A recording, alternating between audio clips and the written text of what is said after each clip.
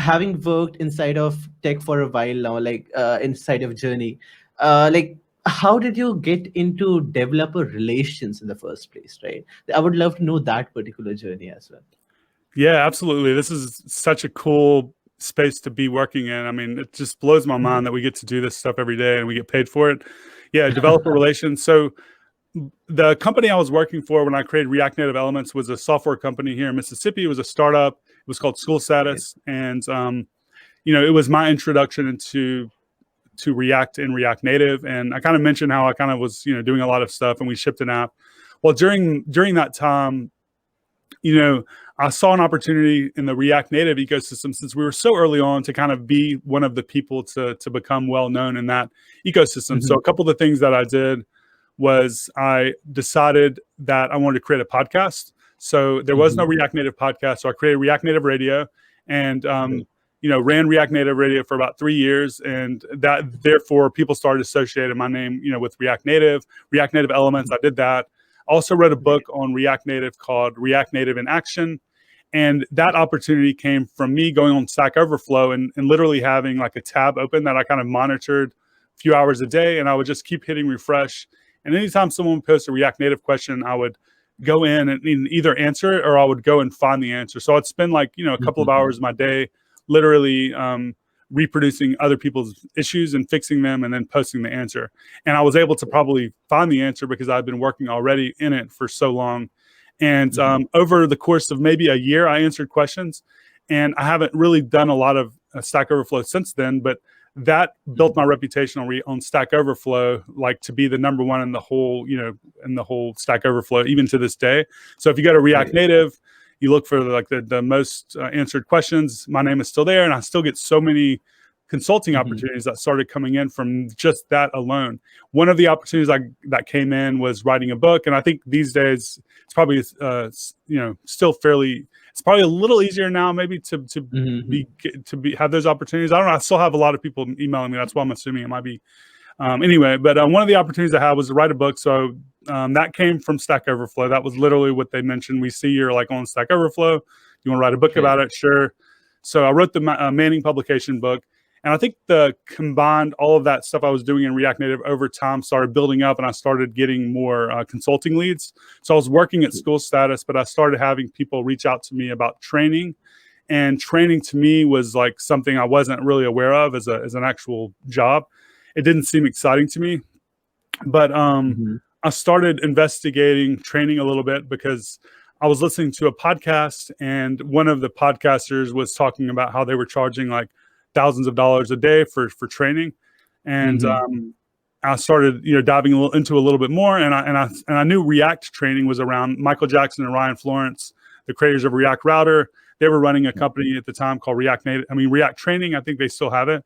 And React Training, after going to one of their trainings, like because I started becoming so interested in the training idea, like how do you make money off of this? I flew to Phoenix and I paid like $1,000 to attend their training. Or it was maybe more than that. I don't know. It was expensive, but I get there and there's like 50 or 60 people in there. And I start doing the math and I'm like, man, they just made like $70,000 on 2 days of training. It's like, there's a lot of money in this. So let me look into this. So I flew back and I contacted one of the people I heard on the podcast. And I said, hey, how much money would it cost for me to just have 30 minutes of your time? And they told me and I paid it. And so I basically paid for this person's time to basically question them about how to get into training. And they kind of showed me the ropes. In that 30-minute discussion, I understood pricing, invoicing, all the different things that you have to do. So now when someone emailed me about training, I decided to send them a proposal, and it was for some crazy amount. It was like, I sent them a 2-day training for like, $16,000 or something like that. Just, for me, it was just like, that's how much money I made in like 2 months. And to me, it was kind of like, why not do this? Because it's like it's like a win-win situation. If they don't respond, like who cares?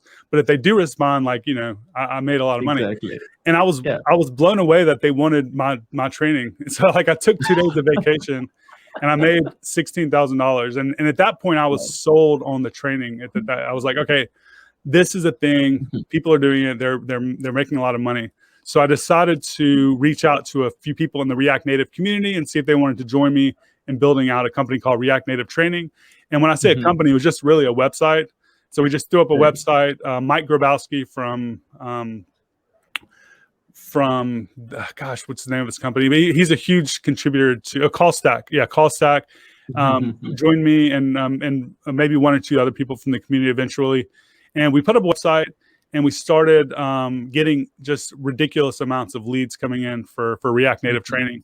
So one of the leads that I had come in was from a company. It was basically like a few of the big tech companies and stuff, but Amazon was actually the biggest one, and they wanted like 4 or 5 weeks of training over the a few months time. So I kind of come up with the number, and I was like, man, if they take this, I'm going to literally quit my job because I'm going to make more money in this time than I would in 2 years of my current job. So I sent the proposal, and one thing led to another, and I got it. And then I was like, okay, I'm going to do this full time. So that's when I quit my job, and I'm running React Native Training. Now, to continue getting those leads, I decided to do content marketing, which essentially is the answer to your question. How did I get into DevRel? Well, I started doing content marketing for React Native Training. So I had written 100 blog posts at this point on React Native on my Medium blog. And Medium released this new way to create a publication. At the time was new. So the publication is essentially kind of like all the posts you put together, but under like a company name or under an organization name. So I created the React Native Training organizational medium. I took all of my blog posts and put them under that organization, and then I linked to my website. And man, we just started getting so many leads at that point from the content marketing that I started doing more of it. So I would create videos, I would create blog posts, pointing all of the traffic to my website. And the result was like a really successful consulting business that I ran for about a year. And, I was at that point doing DevRel for myself, and I didn't actually realize it because I didn't know a whole lot about what DevRel was at the time. And one of the conversations I got in and promoting my company at the time was talking to Amazon because they were releasing a new React Native SDK, and they wanted my help to kind of build out, some example projects and maybe a little bit of work on the SDK. So I met with them, virtually, and I looked at the GitHub repo, and I spent like a day doing some work, and I submitted a pull request, and I felt like I made a meaningful contribution to their open source, and it got merged, and then they released that project, and it did really well. Had a lot of attention and stuff. And ultimately led me to a conversation with the person in charge of the mobile team. When I was in Seattle doing an Amazon training, we decided to meet for coffee, and they were telling me about a new role that they were opening on their team for developer advocacy, and it just sounded like really, really fun and interesting. And I honestly, I was making so much money consulting that I was like, it was going to be a pay cut for me, actually, believe it or not, going from consulting to Amazon.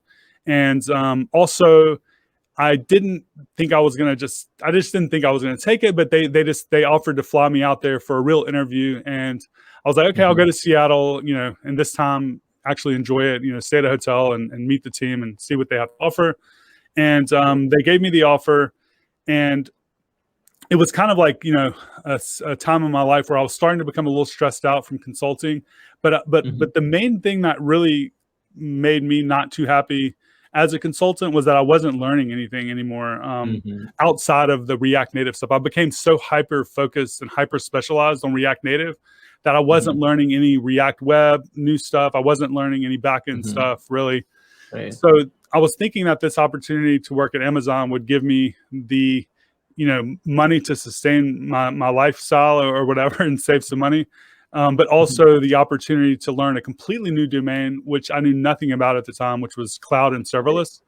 So I was like, every single time I've ever chosen to optimize for knowledge over money, it's paid off in the long term big time. And this seemed like a perfect opportunity to kind of make that decision. So the decision was like, do I stick with consulting and make like $500,000 a year? Or do I go to work at Amazon? I'm still making a decent amount of money, but now I'm actually able to like expand my knowledge and even my network.